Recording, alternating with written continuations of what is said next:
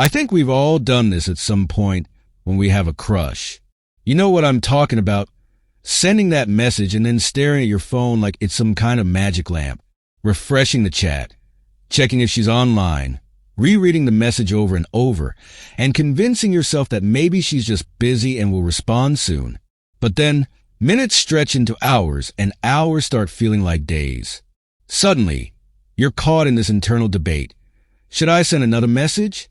Maybe something casual? Or perhaps she didn't even get it. Should I follow up? I remember a friend once telling me how he'd send little hey, just checking in text to a girl he liked. He thought it showed how much he cared, but in reality, it made him look desperate, and she ended up pulling away even further. Chasing after someone who doesn't match your energy is like running on a treadmill. You're putting in all this effort, but you're not actually going anywhere. But what if I told you that the most impactful move you could make is to stop chasing altogether? That's what we're diving into today.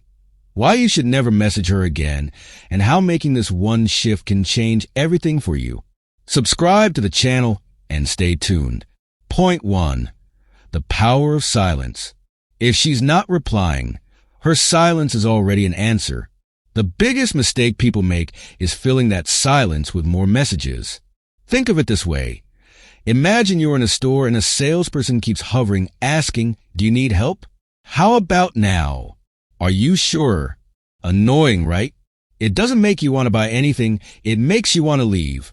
When you keep messaging, that's exactly how you come across. But when you stop, you change the dynamic. Silence is powerful because it piques curiosity. It's like a song lyric you can't get out of your head. It lingers. So ask yourself, do you want to be unforgettable, or do you want to be the person who couldn't take a hint? Make silence your secret weapon. Point 2. The reverse effect.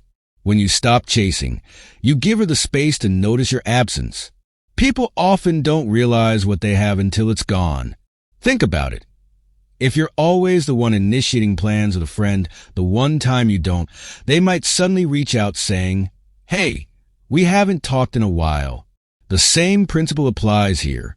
When you step back, it gives her room to wonder, wait, why hasn't he texted me? This isn't about playing games.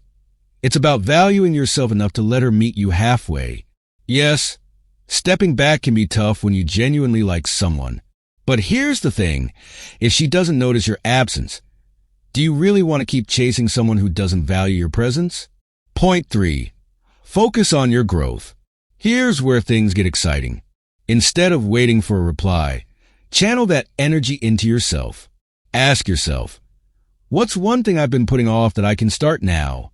Maybe it's hitting the gym, picking up a new skill, or reconnecting with old friends.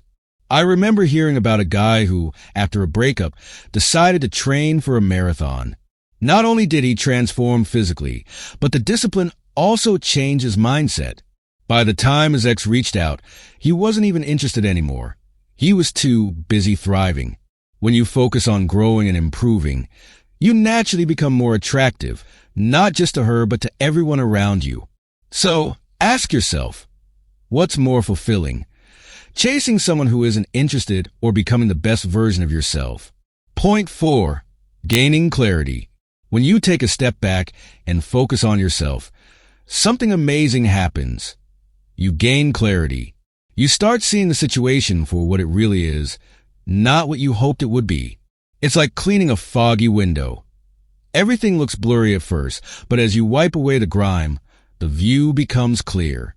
You might realize she wasn't as invested as you thought, or her actions didn't match her words. Clarity isn't just about understanding her. It's about understanding yourself.